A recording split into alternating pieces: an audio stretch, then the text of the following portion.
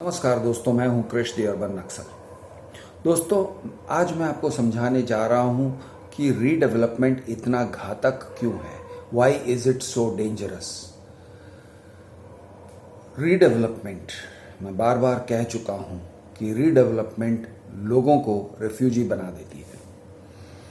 मैं उन लोगों की बात नहीं कर रहा हूं जो सेल कंपोनेंट वाले हैं, जो रीडेवलपमेंट वाले प्रोजेक्ट्स में फ्लैट खरीदते हैं। उनका भी बात करना ज़रूरी है और उनके लिए भी ये डेंजरस है, घातक है। लेकिन मैं अभी बात कर रहा हूँ उन लोगों के लिए जो रीडेवलपमेंट के रीहैब कंपोनेंट में रहते हैं। और दोस्तों, मैं फ़िलहाल एसआरए रीडेवलपमेंट की भी बात नहीं कर रहा हूँ। मैं बात कर रहा हूँ सिर्फ और सिर्फ नॉर्मल मिडिल क्लास टाइप के मकानों के बारे में, जो शायद 30-40 साल पहले बने हुए थे। और वो जब रीडेवलपमेंट में जाते हैं तो क्या होता है। वैसे एक और भी टाइप का रीडेवलपमेंट है, क्लस्टर रीडेवलपमेंट है, सेस्ट बिल्डिंग का रीडेवलपमेंट है, लैंडलॉर्ड वाले बिल्डिंग्स का रीडेवलपमेंट है, यानी कि जिसको चाली सिस्टम वाले बिल्डिंग्स कहते थे, जो 1950 या 1960 में बने हुए थे, या उससे भी बहुत पहले 1920-1930 के जो बिल्डिंग्स हैं, जो ओल्ड साउथ बॉम्बे में देखे जाते हैं। बहुत सारे टाइप के रीडेवलपमेंट्स हैं। कुछ जो मैं कह रहा हूं उनको भी लागू होता है, लेकिन फिलहाल मैं जो आपको समझाने जा रहा हूं उसका जो कोर है, उसकी जो सेंटर पॉइंट है, वो है नॉर्मल मिडिल क्लास बिल्डिंग, जो शायद 30-40 साल पहले या 50 साल पहले बनाया गया था। सीमेंट और ब्रिक्स के बिल्डिंग होते हैं। टिपिकली 3 स्टोरी 4 स्टोरी के बिल्डिंग होते हैं, 3 माले के या 4 माले के बिल्डिंग होते हैं, जो एक प्लॉट में खड़े हैं। मैं माड़ा की भी बात नहीं कर रहा हूँ, माड़ा रीडेवलपमेंट की बात नहीं कर रहा हूँ। माड़ा जहाँ पर उस प्रोजेक्ट का ओनर है, उसके बारे में मैं नहीं कह रहा हूँ। मैं प्राइवेट बिल्डिंग्स की बात करने जा रहा हूँ। प्राइवेट बिल्डिंग्स जिसमें लोग रहते हैं, जिसमें लोग फ्लैट ओनर्स हैं, वो फ्लैट्स के वही मालिक हैं, लेकिन उनका जो बिल्डिंग रीडेवलपमेंट में जाता है तो उनके लिए क्या खतरा है। तो दोस्तों, ये टाइप के बिल्डिंग्स में जहाँ पर 3 माले 4 माले की बिल्डिंग्स हैं और उसमें लोग रह रहे हैं जो फ्लैट्स के ओनर्स हैं, नॉट टेनेंट्स, नॉट बाड़ूत, ओनर्स। तो फ्लैट्स के जो ओनर्स हैं, और टिपिकली क्या होता है कि सोसाइटी कन्वेंस के लिए पुश करती है। टिपिकली क्या होता है कि कन्वेंस नहीं मिला हुआ होता है, उस बिल्डिंग को कन्वेंस नहीं मिला होता है। लैंड ओनर, कभी कभी बिल्डर खुद लैंड ओनर होता है, और कभी कभी लैंड ओनर अलग है और बिल्डर अलग है। तो सोसाइटी क्या करती है, पहले कन्वेंस की उसको तलब लगती है। मैनेजिंग कमेटी को कन्वेंस लेने की तलब लगती है, यानी एक तरह से डेस्परेशन हो जाता है कि हमें किसी तरह से कन्वेंस लेना है, जिससे हम अपने लैंड और अपने बिल्डिंग को ओन करें। तो अच्छी बात है, होना चाहिए कि society should be the owner of the land and the building, ये कोई गलत नहीं है। लेकिन दिक्कत इस बात का है कि वो किसी तरह से डीम्ड कन्वेंस के प्रोसेस से या नॉर्मल कन्वेंस के प्रोसेस से अपने लैंड, अपने बिल्डिंग का जैसे ही ओनरशिप हाथ में आता है मैनेजिंग कमेटी के पास, तो वो पागलपन से एक नया पागलपन उत्पन्न होता है। और ये पागलपन ये है कि अरे 30 साल 40 साल पहले का ये बिल्डिंग है, काश कि ये नया बिल्डिंग होता। और ये इस तलब को मैं पागलपन कह रहा हूँ, इस अर्ज को मैं पागलपन इसलिए कह रहा हूँ क्योंकि ये लोग एक तरह से आत्महत्या करने निकले हैं। ये मैनेजिंग कमेटी अपने आप को मिटाने निकली है, क्योंकि जब बिल्डिंग रीडेवलप होता है तो बिल्डिंग का स्वरूप बदल जाएगा। वो एक नया बिल्डिंग, बहुत ही अलग बिल्डिंग हो जाएगा, जिसमें 80% ऑफ द टाइम्स वो खुद मैनेजिंग कमेटी नहीं रहेंगे। मैनेजिंग कमेटी वाले बदल जाएंगे, क्योंकि सेल कंपोनेंट वाले मैनेजिंग कमेटी बनाएंगे।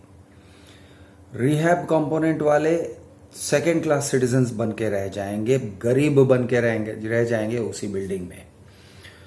खैर, वो सब तो ठीक है, अगर उनको घर मिला वापस, अगर बिल्डिंग बना, अगर ये प्रोजेक्ट कंप्लीट हुआ, तब जाके वो अमीर या गरीब बनेंगे, या तब जाके वो सोसाइटी के मैनेजिंग कमेटी बनेंगे या नहीं बनेंगे, तो वो एक सेकेंड लेवल इशू हो जाता है।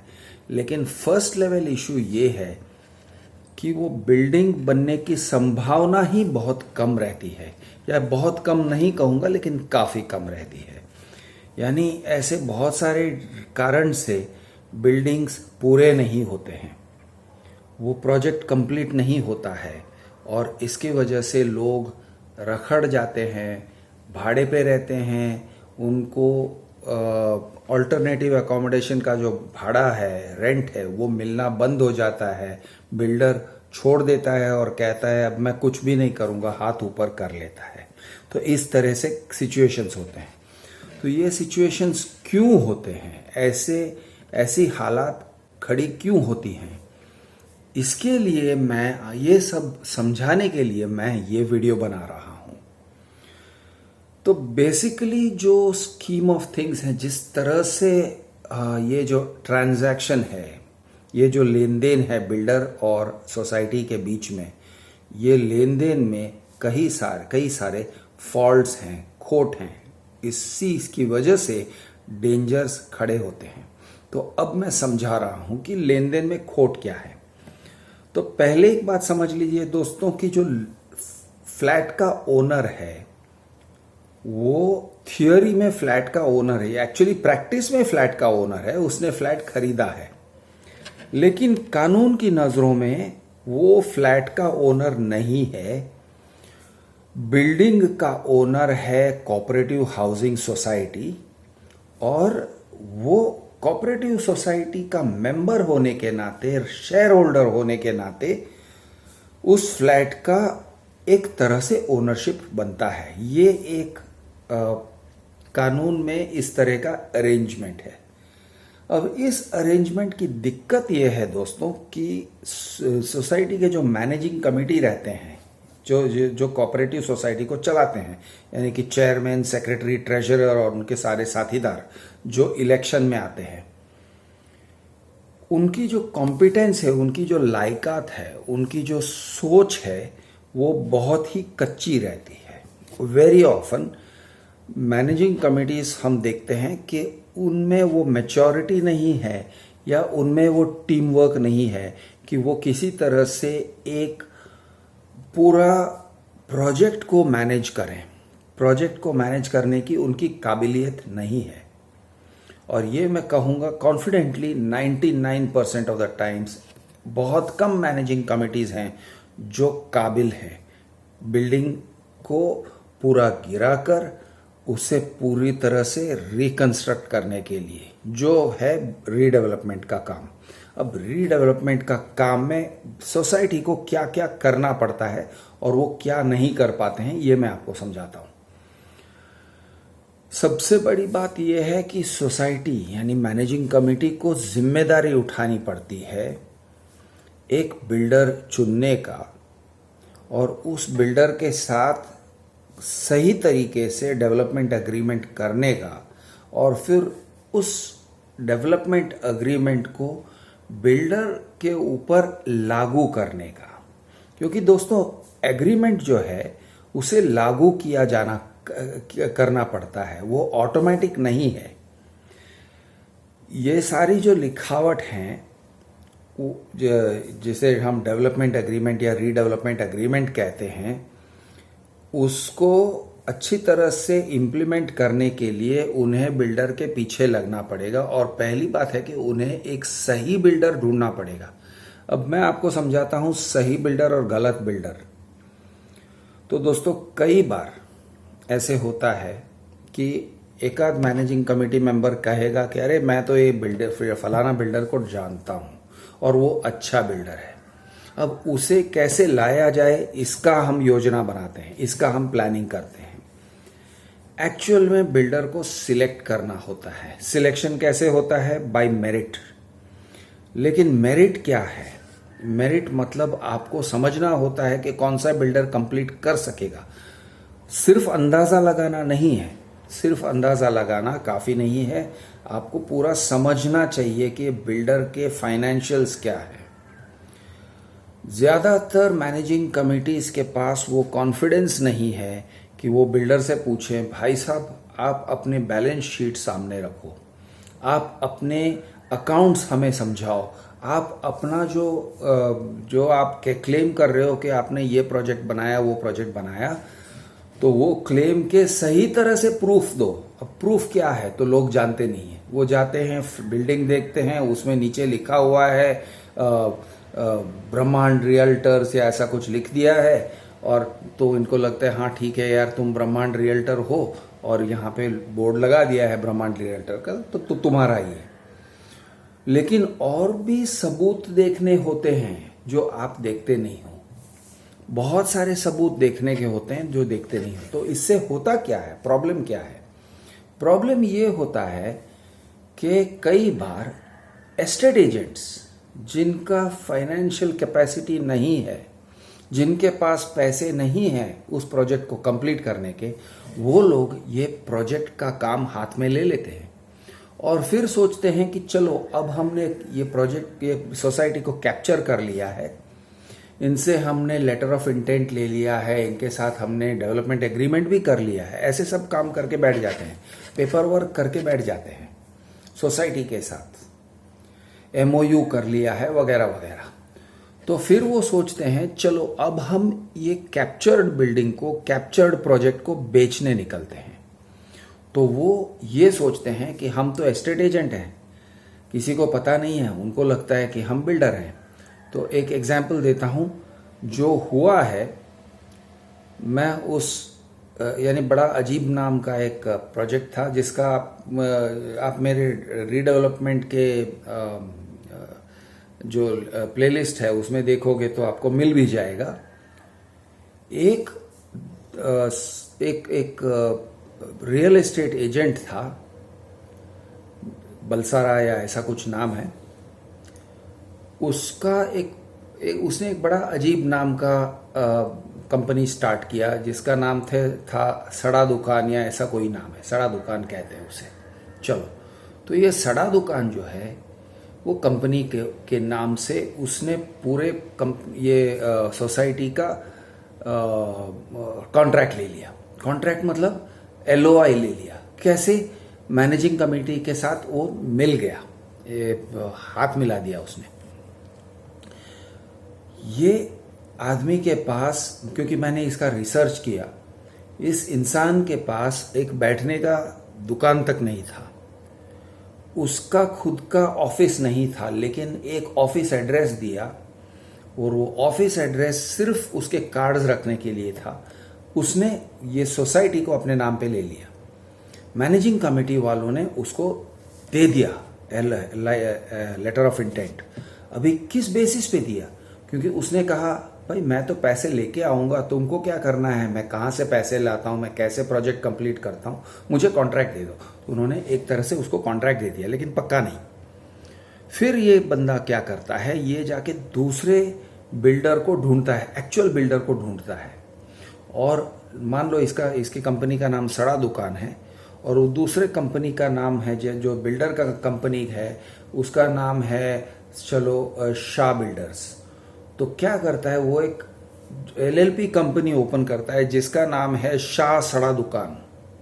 तो शाह सड़ा दुकान के नाम से डीए करते हैं ये लोग। और ये सोसाइटी के कुछ लोग थे जिनको पता चला कि इसने एक्चुअली हमारे सोसाइटी को कैप्चर कर लिया है और कैप्चर करके हमें बेच रहा है। He is selling our society, our development rights to the highest bidder, to another builder.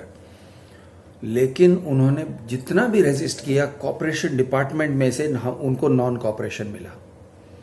79A के गाइडलाइंस हैं, गाइडलाइंस इंपॉर्टेंट है, लेकिन वो गाइडलाइंस को इग्नोर करके भी कॉर्पोरेशन डिपार्टमेंट कहता है कि चलेगा, और कोर्ट्स भी कहते हैं कि चलेगा अगर 79A के गाइडलाइंस को नहीं फॉलो किया। यानी आपने बिल्डर का सिलेक्शन के जो प्रोसीजर्स हैं वो प्रोसीजर नहीं फॉलो किए तो चलेगा। ये टाइप का ओपिनियन है कोर्ट्स का भी।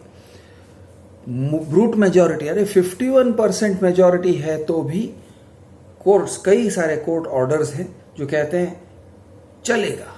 अरे 49% ऑब्जेक्ट कर रहे हैं तो क्यों आप रीडेवलपमेंट में डाल रहे हो? नहीं नहीं नहीं, आप रोक नहीं सकते हो, आप प्रोग्रेस को रोक नहीं सकते हो, ये टाइप से वो सोचते हैं। तो दोस्तों, दिक्कत यहाँ पे क्यों आती है?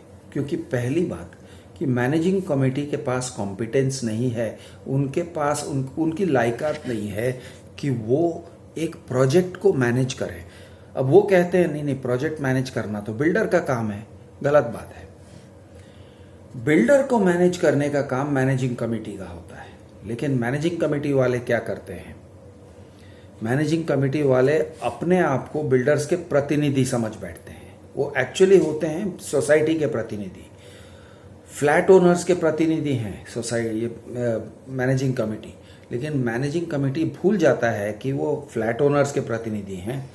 वो सोचते हैं कि वो प्रतिनिधि हैं, रिप्रेजेंटेटिव्स हैं बिल्डर के, और वो बिल्डर की भाषा में बात करने लगते हैं सोसाइटी वालों के साथ। और पूरा जो अग्रीमेंट बनाने का होता है, ड्राफ्ट करने का होता है, उसको ड्राफ्ट करते हैं बिल्डर के फेवर में। वन साइडेड अग्रीमेंट ड्राफ्ट कर लेते हैं। क्यों? क्योंकि ड्राफ्टिंग, वैसे तो वकील को पैसे कौन दे रहा है? बिल्डर दे रहा है। अच्छा, ये सभी काम में एक प्रोजेक्ट मैनेजमेंट कंसल्टेंट को लाया जाता है। प्रोजेक्ट मैनेजमेंट कंसल्टेंट का काम एक्चुअल में क्या होता है कि वो सोसाइटी के जो इंटरेस्ट हैं, सोसाइटी का हित में सोचे वो। लेकिन वो क्या करता है? वो चला जाता है बिल्डर के पक्ष में।